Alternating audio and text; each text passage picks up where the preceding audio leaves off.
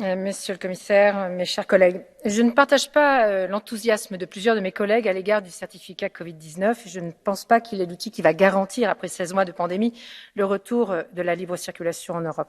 En effet, je maintiens que le mandat adopté par le Parlement en avril était faible, laissant trop de marge de manœuvre à l'interprétation des États membres. L'accord politique interinstitutionnel qui a été obtenu confirme ces craintes. L'introduction de ce certificat devait permettre de lever les mesures de restriction hétérogènes des États membres.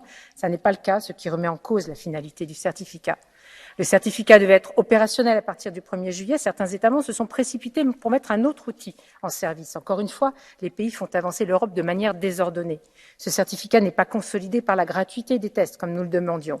Il ouvre donc la voie à des risques de discrimination. Enfin, il n'est pas exclu de l'accord que l'accès à des infrastructures soit dépendant du certificat, ce qui revient à restreindre l'accès à certains biens et services.